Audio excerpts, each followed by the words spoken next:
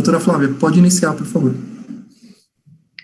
Boa noite, sejam bem-vindos e bem-vindas ao webinar Abordagem sobre os projetos de lei a respeito da nova ação civil pública, promovido pela nossa Associação Paulista do Ministério Público. E hoje temos a honra de receber aqui dois renomados estudiosos, processualistas e profissionais do direito que atuam aí, discutem bastante a tutela coletiva e o direito processual civil.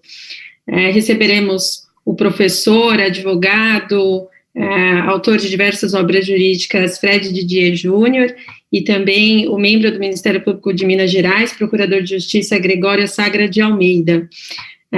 Falando brevemente sobre o tema, tramita atualmente na Câmara dos Deputados, tramitam dois projetos de lei que buscam aí atualizar o sistema do processo coletivo no Brasil, agregando as diversas normas que nós temos no ordenamento a respeito dos instrumentos na efetividade dos direitos coletivos em sentido amplo. E aqui, até em razão do tema e como membro do Ministério Público de São Paulo, eu faço uma lembrança aqui a título de homenagem aos, então, promotores de justiça do Ministério Público de São Paulo, que há mais de 30 anos elaboraram o anteprojeto, que depois deu origem à Lei da Ação Civil Pública, e que está em vigor aí há muito tempo, auxiliando na efetividade dos nossos direitos fundamentais, nesse aspecto coletivo, que são Nelson Nery Júnior, Eds Milaré e o Antônio Augusto Camargo Ferraz.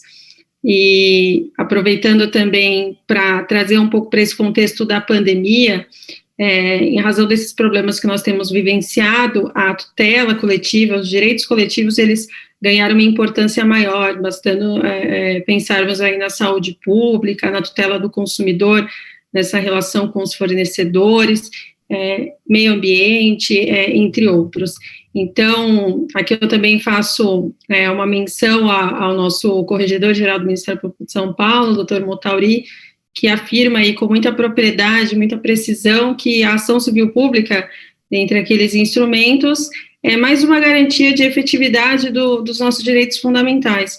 Então, a pertinência do tema, a importância nesse momento, e, claro, a atualização desse sistema é fundamental para que a gente consiga alcançar aqueles objetivos previstos na nossa Constituição Federal. Então, eu já passo a palavra desde logo ao Fred e agradeço aos dois pela presença, por estarem conosco aqui, em nome da associação, sejam muito bem-vindos. Boa noite, pessoal. Boa noite, Flávia, boa noite, meu amigo Gregório, prazer revê-lo. É uma satisfação estar aqui, conversar sobre esse tema. Como Flávia disse, há dois projetos de lei tramitando para reconstruir o sistema do processo coletivo no Brasil. Mais precisamente, reconstruir a ação civil pública. Um projeto é um projeto que veio do CNJ, que é o 4778, e o outro é o projeto 4441, que é um projeto da autoria do deputado federal Paulo Teixeira, aí de São Paulo. Eu vou concentrar as minhas referências ao 4441, que me parece um projeto melhor do que o projeto 4778. Então, sempre que eu fizer referência ao projeto, eu estarei fazendo referência ao 4441, ao 4441 de 2020. Antes de eu começar a falar um pouco sobre o projeto, eu queria estabelecer uma premissa do meu raciocínio. O Brasil tem um sistema de tutela coletiva razoavelmente consolidado. E quando eu falo em sistema de tutela coletiva, eu falo de 4 pontos. Nós temos 5 pontos, né? Nós temos um direito coletivo positivo já bem desenvolvido, sobretudo desde a Lei de Ação Civil Pública de 85, mais o CDC de 90, que formam um par de leis que está aí funcionando, né, estão aí funcionando já há algum tempo e meio que fundaram, embora historicamente você possa falar de uma lei de ação popular anterior, o certo é que a Lei de Ação Civil Pública e o CDC, com a Constituição da República de 88 no meio, meio que fundaram o que a gente hoje entende como processo coletivo no Brasil. E não só elas, várias outras leis foram se incorporando a esse conjunto de leis, também examinado por Gregório no seu livro, que é um clássico do direito coletivo brasileiro, em que ele já apontava a necessidade de a gente pensar o sistema do processo coletivo como um todo, como um conjunto de leis que se entrelaçavam, tendo a Lei de Ação Civil Pública e o CDC como núcleo. Então, nós temos, das 5 coisas que eu disse que formam o sistema, né? Nós temos um direito coletivo já bem construído e bem compreendido. Nós temos já jurisprudência dos tribunais superiores bem conhecida sobre tutela coletiva. Demorou para o STJ compreender a tutela coletiva bem. Mas o STJ, sobretudo nos últimos 10, 12 anos, mais um pouco, ele vem sedimentando orientações em torno do processo coletivo. E isso também faz parte do sistema. A gente não pode tirar isso de vista. Agora, recentemente, todos sabem, o Supremo reconheceu a inconstitucionalidade do artigo 16 da Lei de Ação Civil Pública, talvez na mais importante decisão sobre processo coletivo dos últimos anos aqui no Brasil. Além de leis, além de nós termos jurisprudência, nós temos uma, eu diria, espetacular doutrina do processo coletivo. E eu uso o adjetivo espetacular porque realmente o nível da doutrina do processo coletivo no Brasil é muito alto, muito alto. Nós hoje somos referência em doutrina sobre processo coletivo no mundo. Grandes processualistas, Gregório é um deles, sem dúvida, uma das maiores estrelas da tutela coletiva no Brasil, mas você tem Antônio Gide, você tem Hermes Zanetti, você tem Márcio Mafra, você tem Sérgio Arenhart, você tem Rodrigo Mazei, você tem Rodolfo de Camargo Mancuso, Ricardo de Barros Leonel, do Ministério Público de São Paulo, Daniel Assunção, o Aloysio Mendes. Muita gente que produz muito boa coisa sobre o processo coletivo. No nível Vitorelli, num nível muito alto, muito alto. E por que eu estou dizendo isso? Porque isso também não pode ser ignorado. Não podemos ignorar o pensamento sobre o processo coletivo no Brasil. Isso sem falar nos clássicos, Nelson Neri, Kazuo Watanabe, que são autores já de uma outra geração, mas também produzem num nível muito alto de qualidade em termos de processo coletivo. Além de um direito consolidado, além de jurisprudência firmada, além de uma espetacular doutrina, nós temos instituições do processo coletivo funcionando a todo vapor. O Ministério Público Brasileiro, reconstruído pela Constituição de 88, compreendeu e assimilou muitíssimo bem o processo coletivo. A Defensoria Pública, mesma coisa, embora mais recentemente, assimilou e compreendeu e atua muito fortemente no processo coletivo. O PROCON, muitas associações civis. Então, as instituições do sistema de processo coletivo incorporaram, compreenderam, incorporaram, assimilaram o direito coletivo. Basta ver que hoje boa parte da regulamentação, da atuação do Ministério Público no processo coletivo veio do CNMP, que é uma instituição, uma dessas instituições que compõe esse sistema.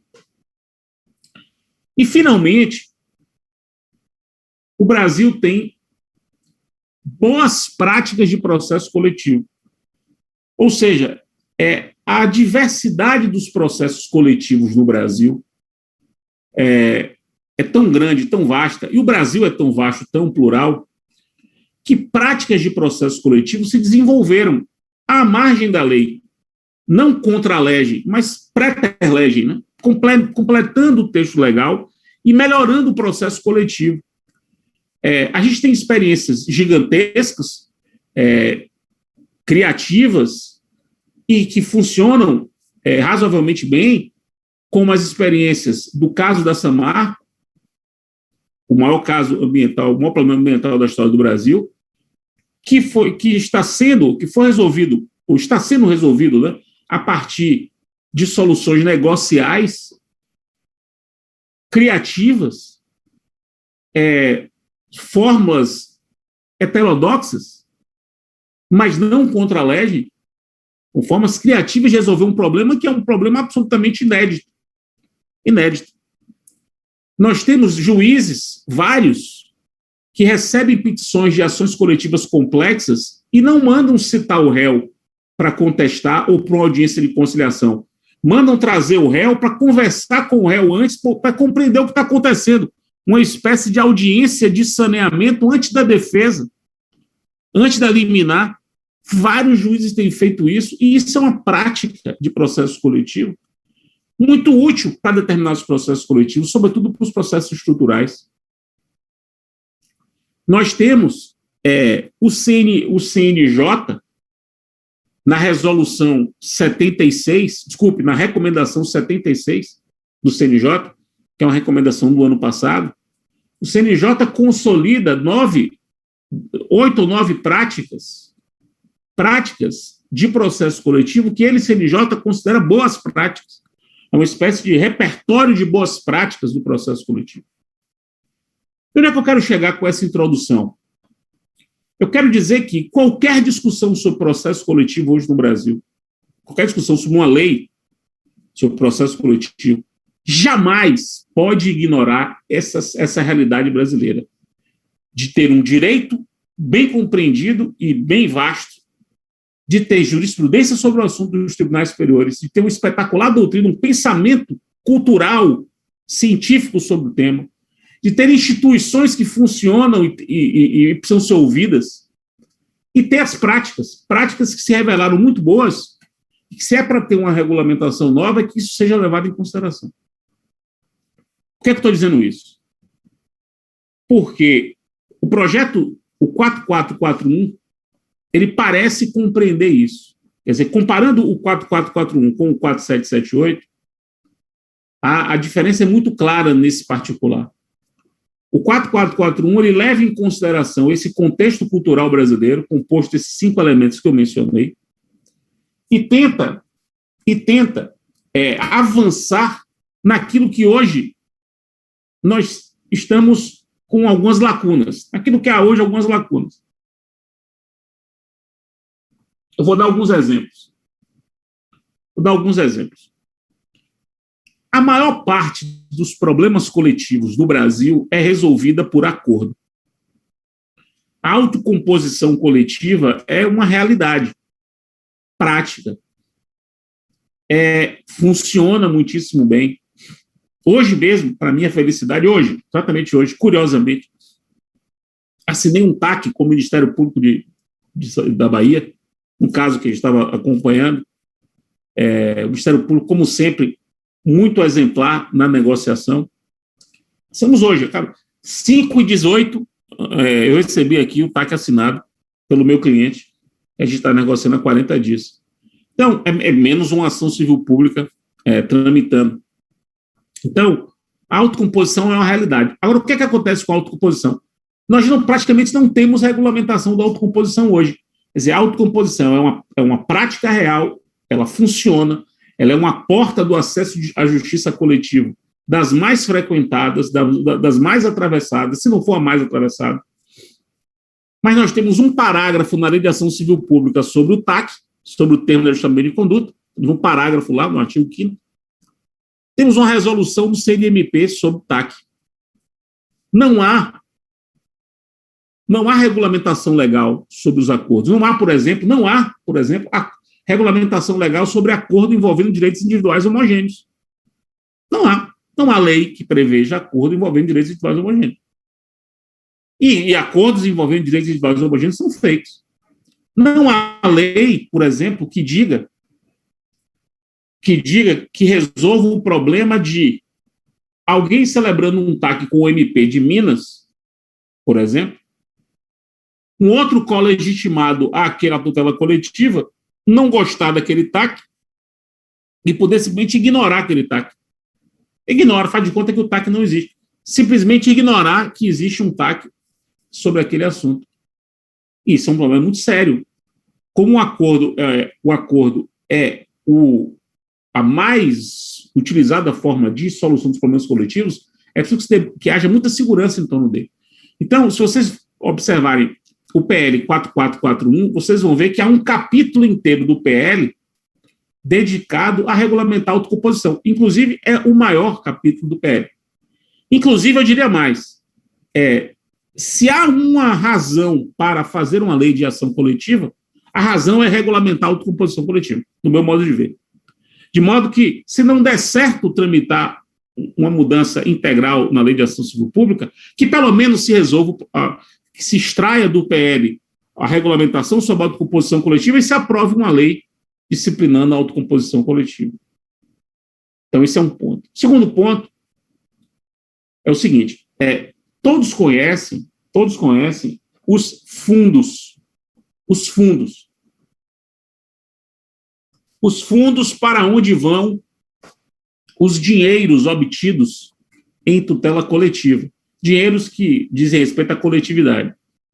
Todo mundo sabe disso. Agora, os fundos, tem uma previsão na Lei de Ação Civil Pública, que prevê lá que o dinheiro será destinado a fundos de direito difuso, e acabou.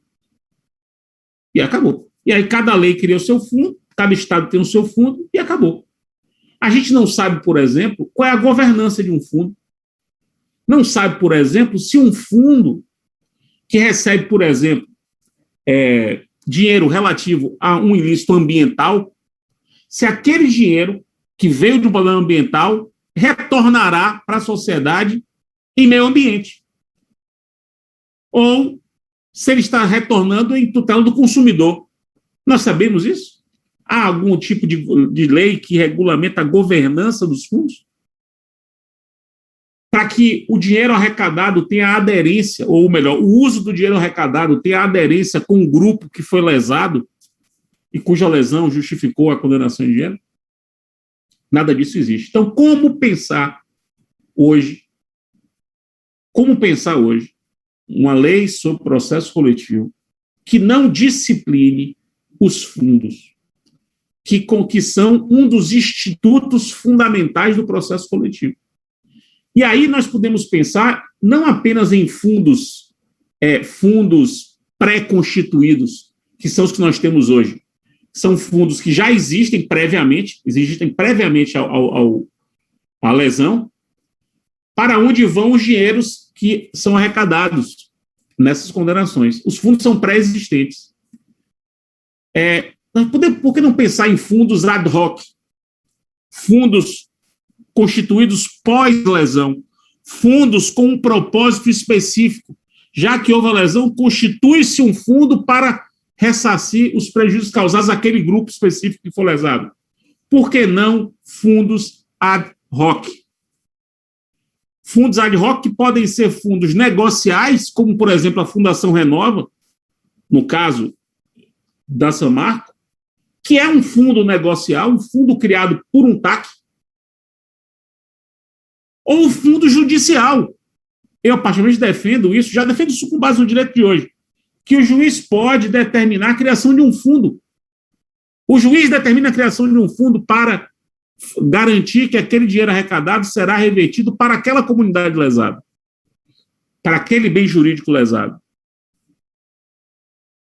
O PL 4441 tem um capítulo dedicado aos fundos e deixando clara a possibilidade de se valer de fundos pré-existentes, são os fundos legais, e a criação de fundos ad hoc, como fundos judiciais e fundos negociais, além de estabelecer regras de governança, com grande e importante papel atribuído ao Ministério Público na fiscalização dessa governança.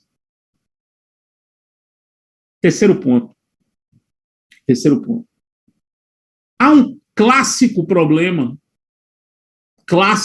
da tutela coletiva no Brasil, mas é um problema dos anos 90, do século XX, mas é um problema que existe, que é saber se pode ou não haver um controle da legitimação coletiva feita caso a caso. Ou seja, haveria duas opções.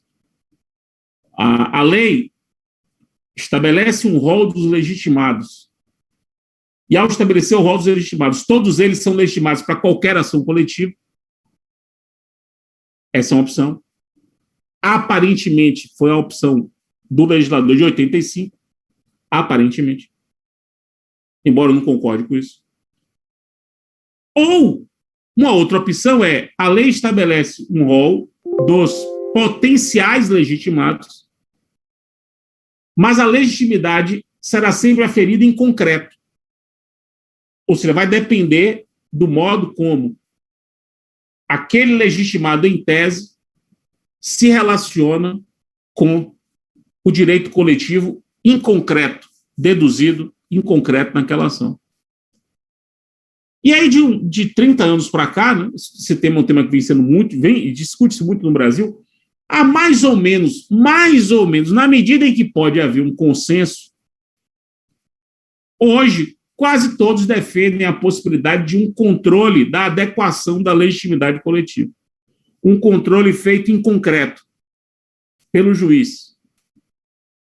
É natural que um novo projeto de lei de ação coletiva preveja isso. Agora, preveja com critérios mais claros, critérios mais claros que serão levados em consideração, ou deverão ser levados em consideração pelo juiz quando controlar a legitimidade caso a caso. Isso vale para todos os legitimados, não apenas para as associações. Não apenas para as associações. Isso é um grande avanço, no meu modo de ver, é um grande avanço. Não que isso já não pudesse ser construído com base no direito de agora. Me parece que sim, poderia. Mas já que se vai fazer uma nova lei, e eu não vou discutir aqui se cabe ou não cabe uma nova lei, essa discussão é uma discussão muito importante saber se é ou não é o caso de uma nova lei. Acho uma discussão importante. Eu só não vou discutir isso, eu vou mais como um dado. Decidiu-se fazer uma nova lei, tá, então vamos discutir o projeto. Vamos fazer dessa lei a melhor possível. Um quarto ponto, que também me parece muito importante, é a competência. Eu diria que a competência é um ponto cego da tutela coletiva hoje no Brasil. É algo que está mal na nossa regulamentação. As melhores coisas sobre competência em ação coletiva hoje são construções da jurisprudência. São construções mais criativas da jurisprudência. Por quê? Porque a mim me parece que a competência na tutela coletiva ela tem que ter critérios mais flexíveis. Não tem que ser muito rígido. E essa flexibilidade tem que estar mais relacionada com eficiência na condução do processo coletivo. De modo que a gente tem que pensar a competência coletiva mais numa ideia de competência adequada, mas adequada caso a caso, mas adequada em concreto.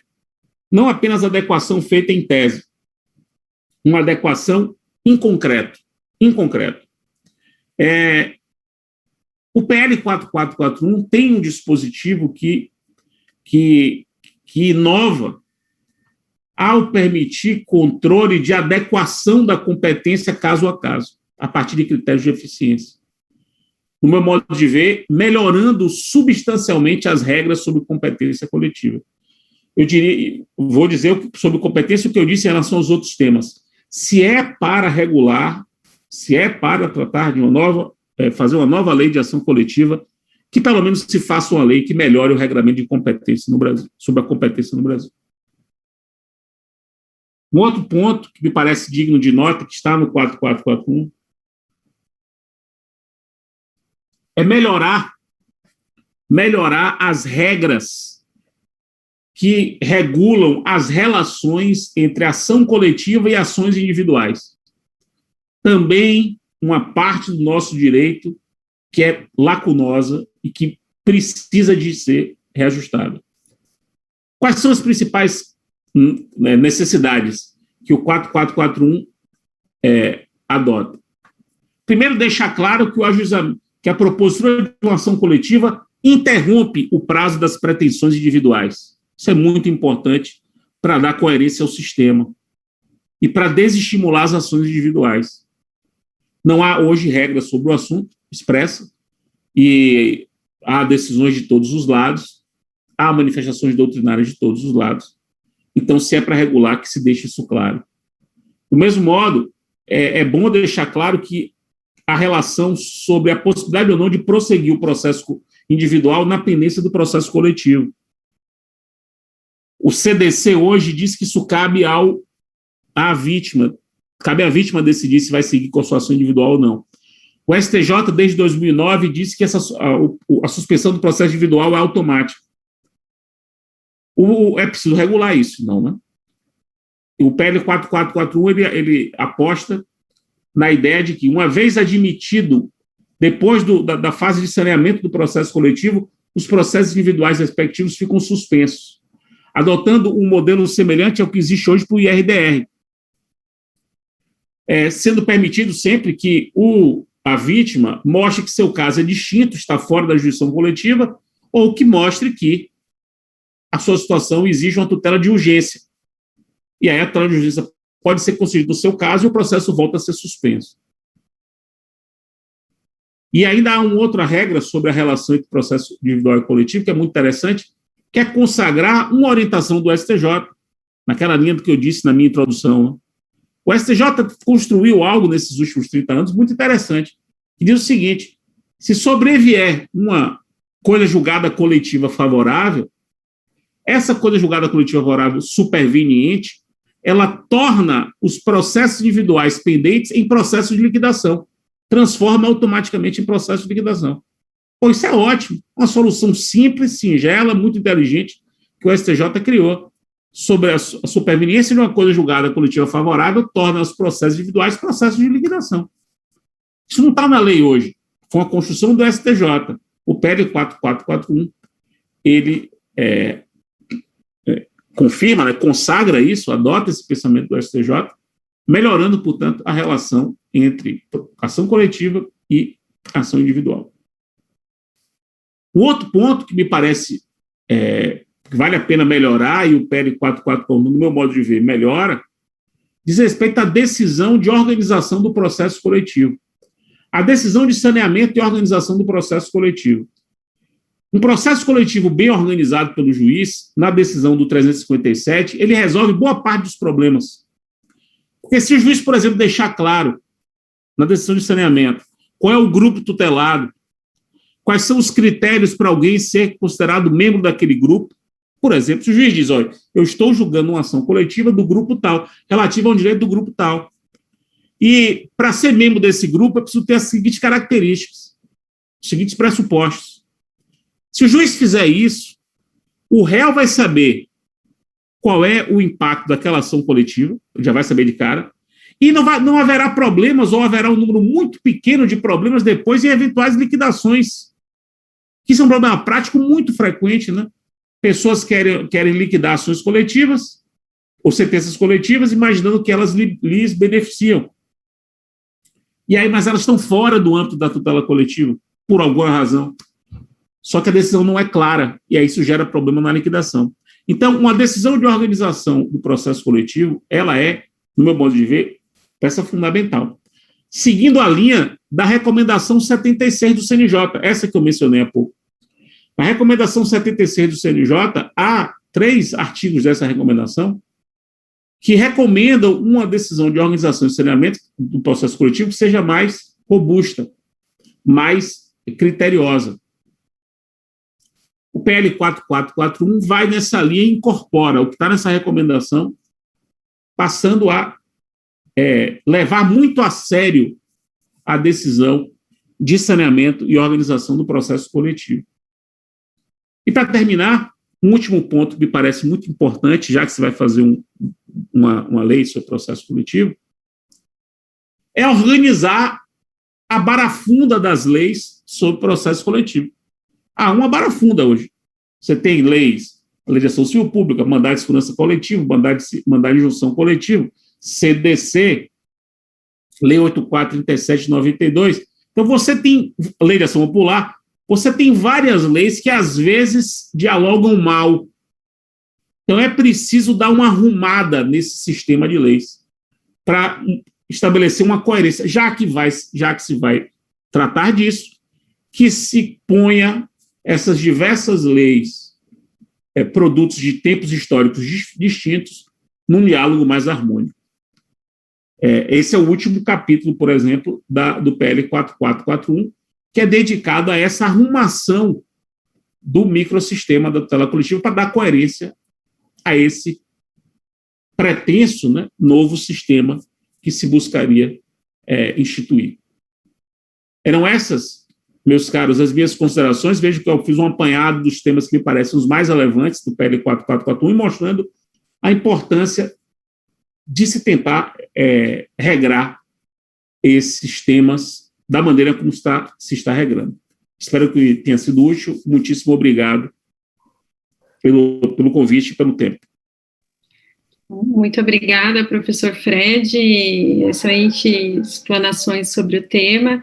Eu vou passar a palavra para o doutor Gregório, também professor, e aproveito só para fazer uma observação, já deixando como uma pergunta. Eu vi que lá no PL 4441, quando trata da aplicação da tutela coletiva e mantém aqueles conceitos dos direitos difusos, coletivos e individuais homogêneos, traz uma previsão ainda de tutela coletiva para o caso em que a demanda veicula direito contra grupo. Essa seria uma adoção daquela ação coletiva passiva que nós já vimos na doutrina estrangeira, já houve algum debate por aqui.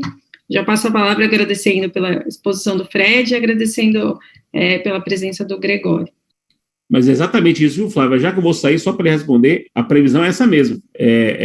Se prevê uma ação coletiva passiva. Não sei se isso vai passar, mas a previsão do PL 4441 é de se cogitar uma ação contra grupo, portanto, uma ação coletiva passiva. Eu avisei aqui a Gregório, vou ter que sair daqui a pouco, mas vou assistir o início da palestra de Gregório, daqui a pouco eu saio de mansinho, a baiana, não a francesa. Muito obrigado, meu querido Gregório. Obrigado, Flávio. Gregório está com a palavra. Boa noite a todos e a todas. É uma alegria estar aqui com vocês. Eu queria agradecer à Associação Paulista do Ministério Público, na pessoa da doutora Flávia Flores, querida colega, agradecer o Rafael Oliveira, um promotor extraordinário, pelo convite, agradecer o apoio do Fábio, e cumprimentar muito especialmente o meu amigo Fred. Fred, é uma alegria estar aqui com você neste evento, prestando alguns esclarecimentos sobre esse tema que é muito importante para a sociedade e para os direitos fundamentais. Eu queria cumprimentar a todos que estão nos assistindo, nos ouvindo, os colegas, promotores e promotoras, procuradores, juízes, inclusive juízes aqui do Estado de Minas Gerais, saudar e cumprimentar a todos os estudantes, aqueles que estão participando desse debate, dessa discussão, que é muito importante para a sociedade brasileira, para os objetivos da República Federativa do Brasil. Queria parabenizar o Fred pela abordagem, ele fez uma escolha metodológica, já que o tempo é muito curto, para a análise das questões sobre a reforma do processo coletivo, e eu fiz, em complementação, sem uma prévia discussão com o Fred, uma abordagem um pouco diferente e complementar a abordagem do Fred. A minha abordagem é uma abordagem crítica em relação à proposta de reforma, não ao 441 em especial, mas ao 4778 de 2020, que é uma proposta que é originária do CNJ, e que realmente muito me preocupa, acho que as instituições do acesso à justiça em geral, o Ministério Público, a Defensoria Pública. Eu estou atualmente em uma comissão de acompanhamento desse projeto, eu coordeno essa comissão e tenho aí a preocupação dos colegas vou citar aqui alguns colegas que integram essa comissão e que apresentam algumas preocupações assim, em relação a esse 4778 de 2020, que é o projeto CNJ. O Antônio Sérgio, aqui o Procurador de Justiça, o Fernando Martins, também por outro lado, o Marcos Paulo de Souza Miranda, o Marcos Paulo Macedo, o Rodrigo Mazieiro e a brilhante colega também, Maria Carolina Beraldo. Algumas das críticas que eu vou fazer aqui são aparadas nessas discussões que estamos realizando dentro deste grupo, dessa comissão de trabalho. Eu inicio a minha apresentação com a seguinte observação. O Brasil tem atualmente o melhor sistema de tutela coletiva do mundo. Por que tem o melhor sistema de tutela coletiva do mundo? E aí, eu preparei um breve roteiro para as nossas reflexões. Porque no Brasil, não há dúvida que os direitos coletivos, que o direito processual coletivo são direitos e garantias fundamentais. O Brasil, em relação a outros países que tratam da tutela coletiva no mundo, ele está em outro patamar em termos normativos. Por quê? A Constituição de 1988, ela inseriu expressamente o direito material coletivo e o direito processual coletivo como núcleos essenciais do nosso sistema jurídico. E, portanto, inseriu o direito material coletivo, amplamente considerado meio ambiente, saúde pública, consumidor, e inseriu o direito processual coletivo, ação civil pública, ação popular, mandado de segurança coletivo, como garantias fundamentais. E, portanto, o direito material coletivo, o direito processual coletivo, no Brasil, integram a teoria dos direitos e das garantias constitucionais fundamentais. Isso é, sem sombra de dúvida, algo primoroso em termos de acesso à justiça e de alcance dos objetivos da República Federativa do Brasil, que é de criar uma sociedade justa, livre, solidária, erradicar a pobreza, diminuir as desigualdades sociais, individuais e coletivas. E aqui eu vou fazer uma pequena análise, complementando o que o Fred disse e parabenizando o Fred pela coerência do posicionamento, pela postura lógica e prática de valorização do sistema de tutela coletiva brasileiro, vou fazer uma abordagem lógica, mas crítica. Primeiro, nós tivemos 3 grandes etapas de evolução da tutela coletiva no Brasil. A primeira delas, a Lei da Ação Civil Pública, que é um divisor de água, tanto que temos antes e depois da Lei da Ação Civil Pública. Ela trouxe um objeto ampliado da tutela coletiva, consumidor, meio ambiente, patrimônio histórico e cultural.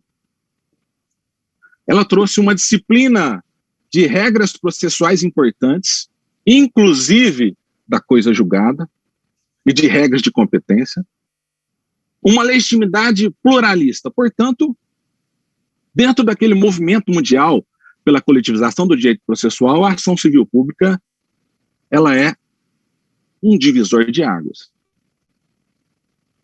Depois, a Constituição de 88, que veio a verdadeiramente transformar o sistema jurídico brasileiro de um sistema onde predominava a tutela individual para um sistema da tutela integral, individual e coletiva, com a inserção do direito material coletivo como direitos fundamentais, com alinhamento do direito material coletivo, meio ambiente, consumidor, saúde pública, probidade administrativa, patrimônio público, com alinhamento aos objetivos da República Federativa, os objetivos fundamentais.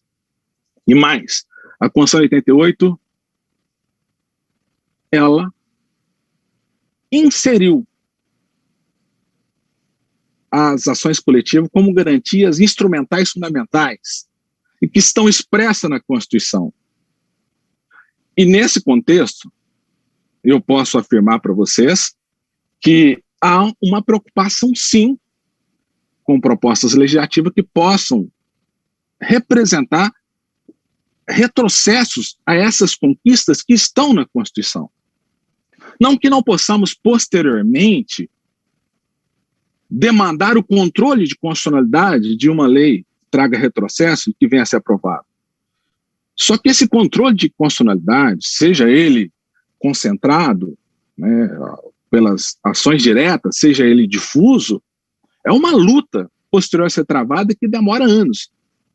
Nós acabamos de verificar, depois de 24 anos de aprovação de uma lei infraconstitucional e inconstitucional, que foi a Lei 9494, ou seja, uma alteração na Lei 9494 por medida provisória, né, convertida em lei, que restringiu os limites subjetivos da coadjuvada. A base territorial do juiz. Foram 24 anos de doutrina, de lutas nos tribunais, perante o juiz local, os tribunais, perante o STJ e posteriormente, agora, mais recentemente, ao Supremo, que veio a declarar que essa limitação territorial é inconstitucional. E é inconstitucional mesmo, porque limitava o objeto material das ações coletivas, limitava os direitos fundamentais à regra de competência, o que revela-se como não razoável, desproporcional,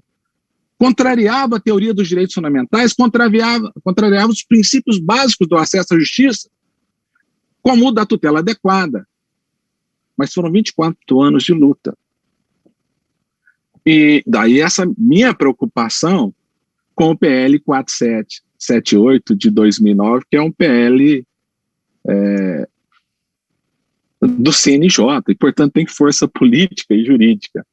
Eu queria só, eu coloquei esse slide aí para que nós possamos compreender a grandeza do sistema de tutela coletiva no Brasil. Há países com leis especiais, mas que somente em determinadas matérias tratam da tutela coletiva, como é o caso da defesa do consumidor na Alemanha. Há países com uma disciplina em seus códigos, uma disciplina pontual, mais apequenada, Uruguai, Estados Unidos, mais ampliada nos Estados Unidos, Itália, mais recentemente, e há países com um sistema de tutela coletiva, que é o caso do Brasil. O Brasil verdadeiramente tem um sistema de tutela coletiva constitucional e infraconstitucional. É óbvio que há problemas. Há problemas que podem ser resolvidos com uma lei ou com leis pontuais, mas o cenário atual é muito preocupante. Já tivemos, inclusive, uma tentativa de codificação do direito processual brasileiro de 2002 a 2008, quando foram elaborados vários anteprojetos de código de processo coletivo. Eu participei desse debate, dessa discussão, integrei, inclusive, uma comissão no Ministério da Justiça, e lá, nesta comissão, decidimos que não era momento de criar-se um código de processo coletivo. E decidimos por apresentar um anteprojeto de uma nova lei da ação civil pública, que, convertido no PL 5.139 de 2009, e vejam bem, esse PL 5.139 de 2009 traz grandes avanços. Ele foi inserido no segundo Pacto Republicano do Estado. E lá nós sofremos muito. Foi criada uma comissão na Câmara dos Deputados, uma comissão especial, e depois de muitas discussões, o projeto foi rejeitado e a recurso está lá na presidência para apreciação até hoje.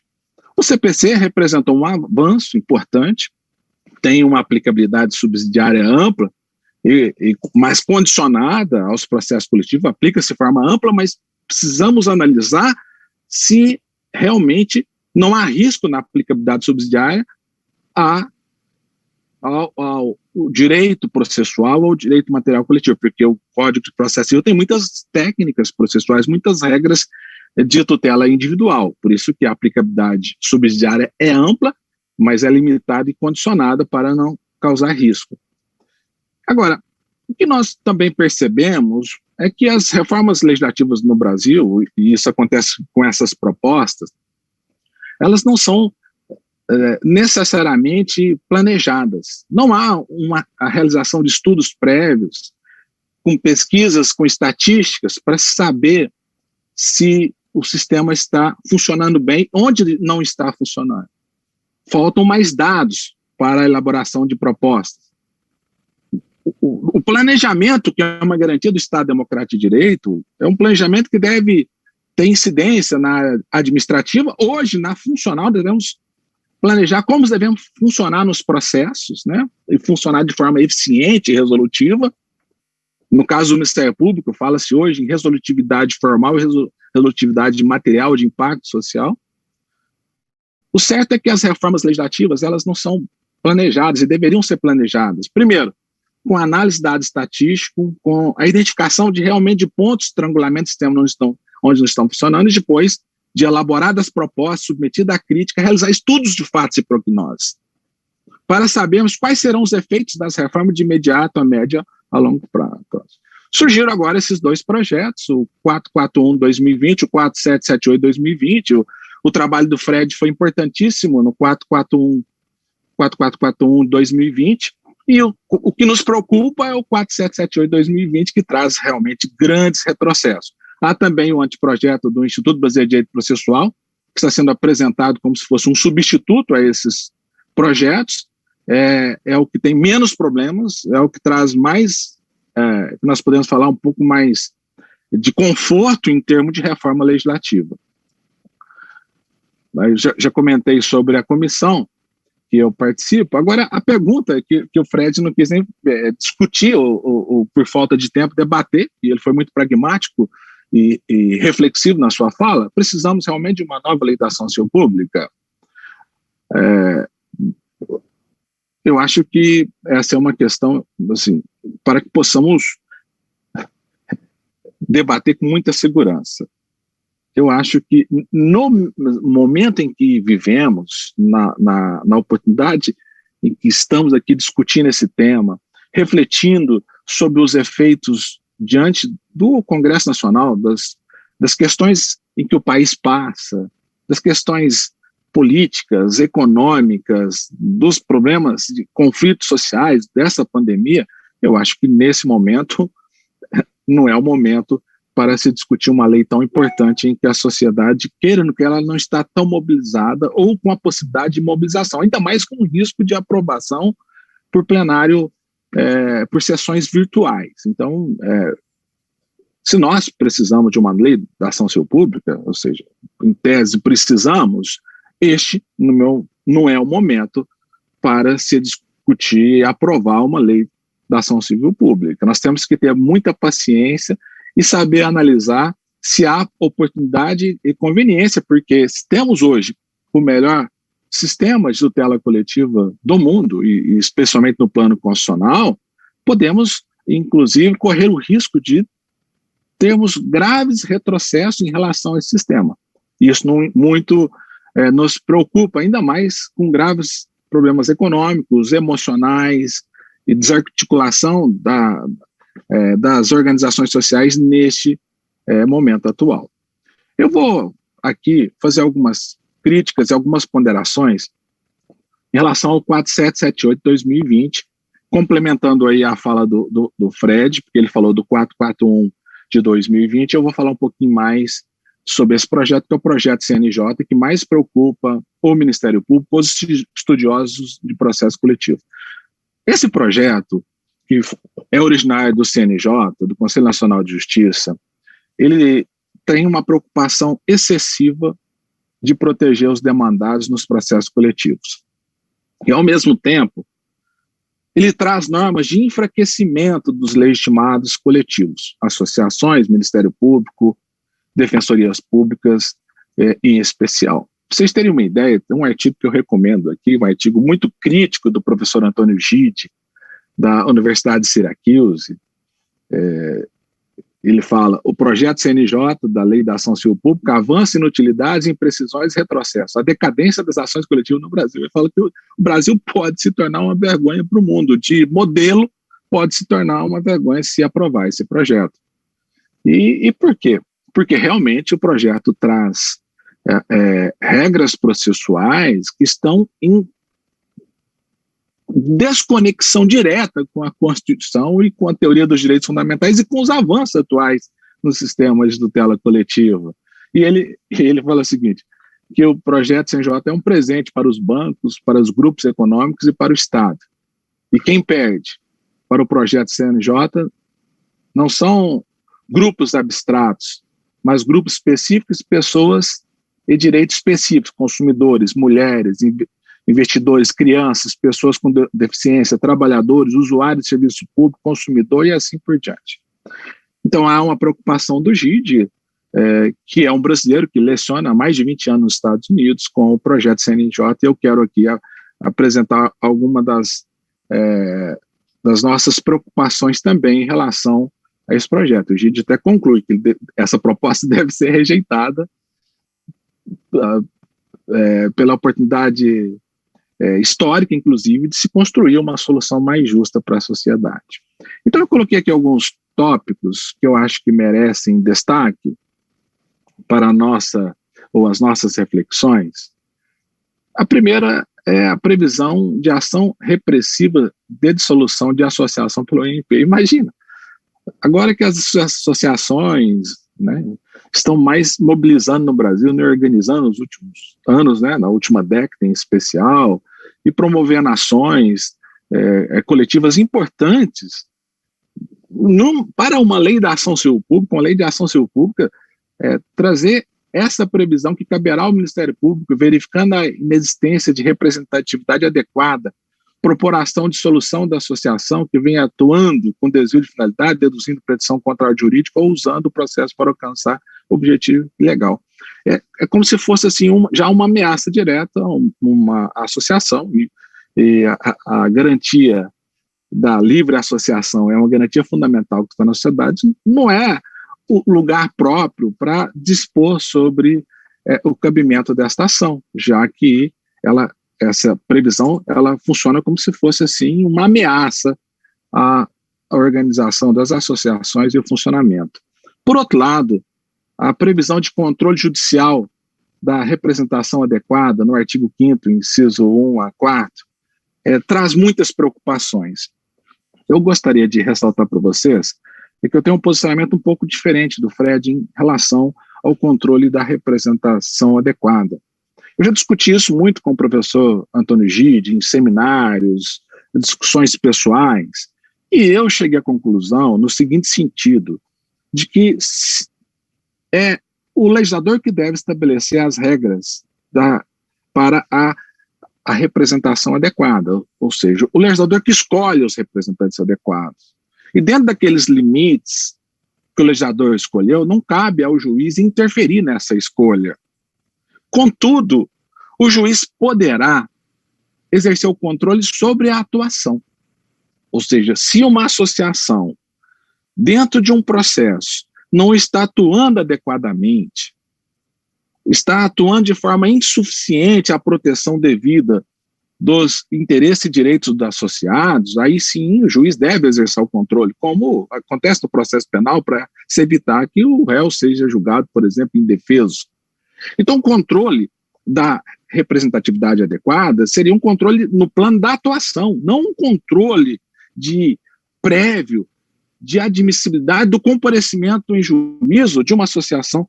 Vejam bem os requisitos que são estabelecidos neste PL 4778 de 2020. Primeiro, o juiz, ao controlar a representação adequada, ele vai analisar o número de associados. Olha o mais grave, a capacidade financeira, inclusive para arcar com despesas processuais da ação coletiva.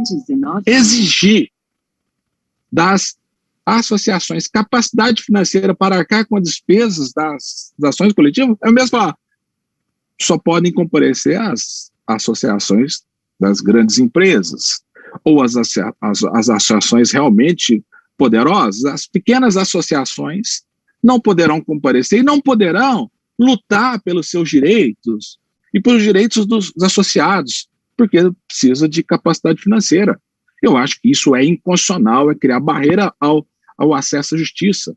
E vejam bem, nos meus estudos eu diferencio representação adequada, que seria um pressuposto processual, que é a escolha feita pelo legislador de quais são os representantes adequados para comparecer em juízo na defesa dos direitos difusos, coletivos e individuais homogêneos. O Ministério Público é um representante adequado, a Defensoria Pública, as associações, aqueles arrolados no artigo 5º da Lei da Ação Civil Pública. Por outro lado, a legitimidade é um pouco diferente. A legitimidade, ela funciona como se fosse um requisito da ação. O juiz exerce um controle da legitimidade pela pertinência temática. O juiz vai analisar se aquela associação, se a Defensoria Pública está atuando dentro das suas finalidades institucionais. Por quê? Porque a legitimidade é um conceito relacional, transitivo e que precisa de complemento. E complemento é a relação de adequação entre o legitimado, uma associação, o Ministério Público, a Defensoria Pública e a causa judicial posta em juízo. Então, ele faz um controle da legitimidade pela pertinência temática. Ele pode dizer, por exemplo, é PROCON, mas está movendo uma ação de meio ambiente, não tem pertinência temática, porque foge das suas finalidades institucionais. O Ministério Público tem pertinência temática ampla.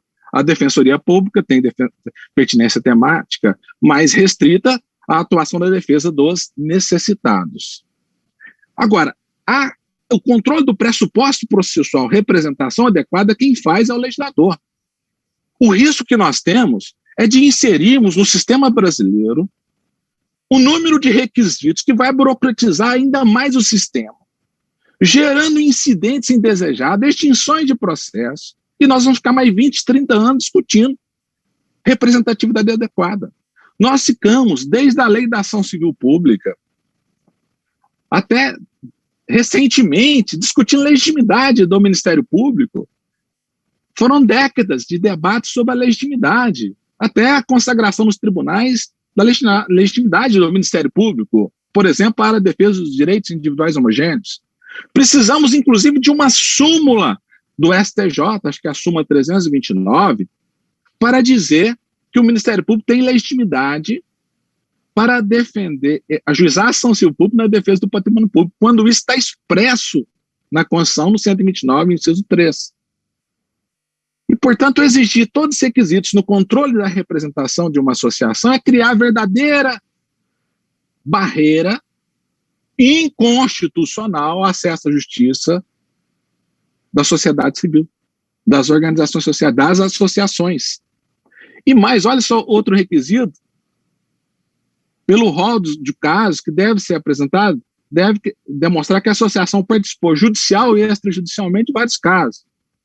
A associação tem que ter um quadro de especialista no tema, objeto protegido pela ação, que deve existir na associação quando da propositura da ação.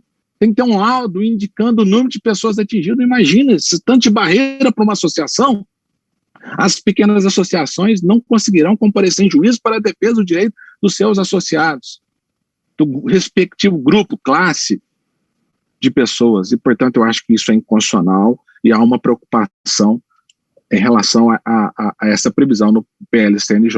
Outro, há uma proibição de tutela, bem dizer, de limitação de tutela provisória de urgência para as associações. Olha o que consta do artigo 10, parágrafo 4º. Na ação coletiva proposta por associação, é vedada a concessão de tutela provisória antes do reconhecimento judicial de sua representatividade adequada. Imagina com aquele tanto de requisitos, são 6 requisitos, e o rol dos requisitos do controle é exemplificativo, não é taxativo, porque fala, e outros ainda que podem estar presentes, que o juiz pode identificar. Imagina, ela nunca vai conseguir uma liminar, uma tutela de urgência, porque tem que primeiro passar para aquela filtragem da representatividade adequada dentro do juiz, criando, assim, vários incidentes, várias discussões para depois obter uma liminar. Eu acho que isso é inconstitucional e fere o artigo 5º, 35 da Constituição, que fala: a lei não excluirá da prestação do poder judicial lesão à ameaça de direito. Vejam, senhores, que liminar é garantia fundamental de acesso à justiça, porque a Constituição fala ameaça. A lei não excluirá da prestação do poder judicial lesão ou ameaça a direito. Então, alguém que quer uma liminar, o que é uma tutela provisória, especialmente de urgência, porque está numa situação de ameaça e de lesão que precisa ser afastada. E, portanto, O legislador não pode criar obstáculo, isso é inconstitucional e tem entendimento, inclusive, doutrinário nesse sentido, do Nelson Neri, do Arruda Alvim e outros, no sentido de que liminar é garantia fundamental de acesso à justiça. Outra, a previsão muito aberta de intimação e intervenção das agências reguladoras. Está lá no artigo 5º da lei que a agência reguladora será necessariamente intimada para, querendo, intervir no feito, quando a decisão interferir em área por ela regulada. Isso é um problema sério, porque depende do interesse econômico em jogo, da empresa que está envolvida ou demandado, a agência reguladora tende a intervir. Isso traz, inclusive, modificação de competências. As agências reguladoras aí, federais, se vierem a intervir no processo, pode transferir a competência para a Justiça Federal, e inclusive dificultando a atuação na defesa da saúde e de outros bens jurídicos difusos do Ministério Público Estadual. Outra preocupação, no artigo 14 do PL 4778, é a concentração de competência em varas especializadas. Está lá no artigo 14. A competência para o processamento da ação coletiva é do foro da capital do Estado e, preferencialmente, de varas especializadas, sendo possível ao exequente optar pelo foro de seu domicílio para o cumprimento da sentença. Eu acho que isso é uma preocupação. Isso é uma regra de competência inadequada ao acesso à justiça, porque, vejam bem, imagine se o dano pode abranger até mais de um estado, mas não abrange a capital do estado. Você vai transferir para o estado e a produção da prova. Por outro lado, nós já estamos vendo que a concentração de competência, ou seja, que várias especializadas elas criam aquele super juiz, o super promotor de justiça, e muitas vezes isso não é bom para a tutela coletiva. Nós não podemos concentrar muita competência, porque quando você concentra muita competência, inclusive distante do local onde o dano ocorreu ou pode ocorrer, né? E isso fragiliza o acesso à justiça, fragiliza a participação da sociedade em relação à defesa daqueles direitos, fragiliza o comparecimento dos legitimados adequado. Então, eu acho que isso precisa ser revisto, não pode ser admitido, pode representar um risco a esse processo, muito bem destacado pelo Fred, de evolução doutrinária, jurisprudencial e boas práticas da tutela coletiva no Brasil.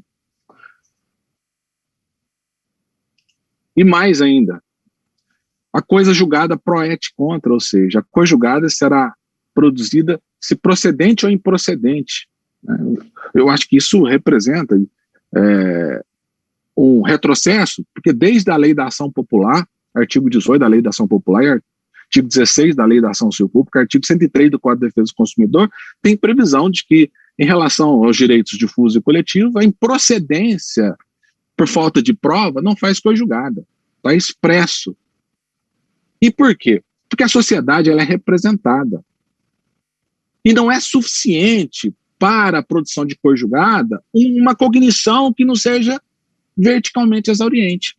Então, quando se julga improcedente um pedido em uma ação civil pública do tutela do meio ambiente, por falta de prova, e o adequado é o juiz manifestar expressamente que está julgando improcedente por falta de prova, é porque não se alcançou o grau de cognição verticalmente exauriente para resolver verdadeiramente aquele litígio. Então, eu acho que isso pode representar um retrocesso e um enfraquecimento na norma que se projeta para fora como resultado da prestação adicional. E olha que a coisa julgada, ela é elemento nuclear do Estado Democrático de Direito, que ela traz a segurança jurídica, ela traz justiça, tanto que a Constituição, lá nos direitos fundamentais básicos, elege lá, são invioláveis direito à vida, liberdade, segurança, e lá no 536 estabelece expressamente que a lei não prejudicará a coisa julgada. Então, ou seja, quando o legislador fala que uma sentença em relação ao difuso coletivo de improcedência por falta de prova não é suficiente para produzir coisa julgada e é cabível o juizamento de prova nova com base, nova ação com base em prova nova, não há dúvida no sentido de que o legislador está correto e está, na verdade, tutelando de forma mais ampla os direitos fundamentais. Né? Agradeço aí o doutor Sasdelli, o doutor Nicolau, todos que estão assistindo, né? E agradeço essa oportunidade, cumprimento os colegas que estão nos assistindo, do MP de Minas, de todos, né? Outro retrocesso grave é o artigo 26, parágrafo 4º do PL 4778, que fala que a propositura da ação coletiva não interrompe a prescrição para as ações individuais. Isso é uma violação dos princípios específicos do direito processual coletivo, que é a máxima utilidade das ações coletivas e da tutela coletiva. Quando você juiza uma ação coletiva, você tem que extrair dessa ação coletiva, do processo coletivo, da coisa julgada coletiva, a máxima utilidade para a sociedade. Daí, porque é uma ação coletiva, que trata de bem jurídico coletivo. Isso revoga, ou seja, revoga não, abandona esse princípio importantíssimo que está hoje, inclusive, no Código de Defesa do Consumidor. O Código de Defesa do Consumidor prevê, inclusive, o transporte utílicos da coisa julgada coletiva para o plano individual. E o Freire até tocou nesse assunto, ou seja, uma coisa julgada coletiva, em benefício de indivíduos, ela se já transforma as ações individuais em ações, em processos e procedimentos de liquidação. Isso é o máximo benefício que deve ser produzido pela ação. Aqui não. Ou seja, está expresso que não interrompe a pressão para as ações individuais. Ora, uma das funções da tutela coletiva, das ações coletivas no Estado Democrático de Direito é produzir justamente essa eficácia, essa utilidade, essa máxima utilidade do processo coletivo para o plano individual. Então está havendo retrocesso, né? Ou seja, a nova proposta, se aprovada, ela traz uma proteção insuficiente, o que é inconstitucional, fere o princípio constitucional da proibição do retrocesso.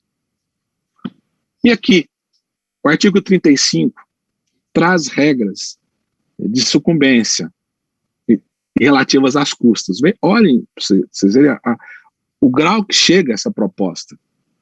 Fala o seguinte: regras relativas às custas e à sucumbência. Aplicam-se às ações coletivas as regras relativas às custas e à sucumbência do Código de Processo Civil. Ou seja, abandona-se a teoria da culpa em grau qualificado, né? Porque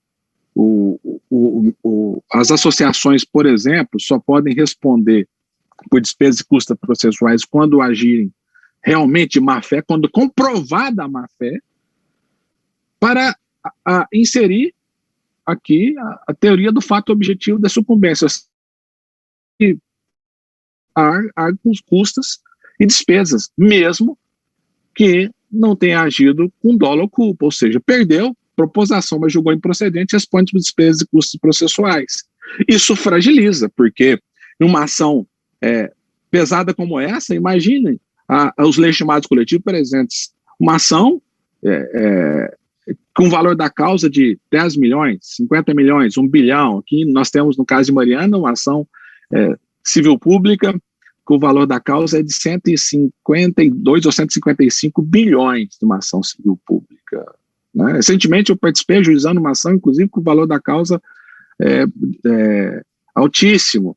Então, vejam bem, estabelecer o sistema do Código de Processo Civil que está voltado para a resolução em regra das lides decorrentes das relações interindividuais do Código Civil, estabelecer essa regra é criar barreira ao comparecimento em juízo dos representantes adequados escolhidos pelo legislador. Eles falam, não vou mover essa ação, é uma ação importante, grandiosa, com grande impacto, mas se julgar improcedente, como é que eu pago as custas e honorários, advocatícios e despesas processuais? Isso é uma barreira de acesso à justiça. Então, a própria Constituição expressamente fala em relação ao cidadão na ação popular que ele só arcará com custas se agir com manifesta má-fé, se comprovada a má-fé do cidadão. E, portanto, está em desconexão com as diretrizes e princípios constitucionais que devem facilitar o acesso à justiça na tutela coletiva. E mais, o que mais preocupa agora o Ministério Público está aqui no parágrafo único. Sendo sucumbente, o Ministério Público ou a Defensoria Pública, tendo sido a ação tida como manifestamente infundada por decisão unânime, os ônus sucumbenciais serão suportados com recursos alocados no orçamento do respectivo ente público. Vejam, a previsão de responsabilização por ônus da sucumbência, né, do Ministério Público, da Defensoria Pública, e mais serão suportados pelo orçamento. Significa, o Ministério Público, a Defensoria não pode mover essas ações grandiosas em face de banco, de grandes mineradoras, de grandes construtoras. E isso muito me preocupa. Mas prevê que isso será por decisão unânime e ação manifestamente infundada. O que é uma ação manifestamente infundada? O que é uma ação manifestamente infundada? É um conceito jurídico indeterminado, manifestamente infundada. Se pelo menos colocasse quando manifestamente agir de má fé, mas manifestamente é um conjunto, é um conceito aberto, e isso é também inconstitucional, traz retrocesso, porque inclusive há normas que falam que o Ministério Público, que se aplica também à Defensoria Pública, não responde pelos ônus da sucumbência, né? São instituições importantíssimas para o acesso à justiça, e eu acho que essa proposta, ela traz um grave retrocesso e é inconstitucional também mais nesse aspecto. E outro ponto, revoga a lei da ação civil pública, revoga parte do CDC e não disciplina o inquérito civil, não retira aquele crime que estava na lei da ação civil pública, revogando a lei da ação civil pública, e quando há recusa de prestar informações do inquérito civil, há um crime previsto, está revogado. Então, ou seja, mesmo que possamos regulamentar por normas administrativas, há retrocesso em relação à atuação do Ministério Público, que é uma garantia constitucional fundamental permanente, uma cláusula pétrea da sociedade, artigo 127, e o inquérito civil é uma garantia fundamental, porque está lá que o Ministério Público pode instaurar o inquérito civil ou ajuizar a ação civil pública, defesa do patrimônio público, social, do meio ambiente e outros interesses difusos e coletivos, artigo 129, inciso 3, que é abraçado pela cláusula aberta da teoria dos direitos fundamentais, parágrafo 2º do artigo 5º da Constituição. Então é muito preocupante essa previsão. Em relação, não dava tempo e não dá tempo para discutir, aos projetos de lei 441/2020 e o projeto de lei do Instituto Brasileiro de Defesa do Consumidor, essas propostas trazem sim avanços e inovações, mas há algumas preocupações, por exemplo, em relação ao controle da adequação, da representação. A questão da competência precisa ainda ser melhor aperfeiçoada e discutida. Há muita ampliação da legitimidade ativa, e que me preocupa, uma legitimidade ativa muito aberta pode banalizar as ações coletivas com ajuizamento de ações infundadas e temerárias, né? Não que eu seja contra. Eu acho que o princípio da legitimidade ativa concorrente, ele é constitucional, mas precisamos discutir se vamos ampliar demasiadamente a legitimidade ativa, por exemplo, para o cidadão, já que já temos a ação popular, mas é uma discussão. A coisa julgada pro et contra, apesar de que há a previsão que pode, dentro de 2 anos posterior, pode ser proposta uma ação se descobrir prova nova capaz de alterar a decisão anterior.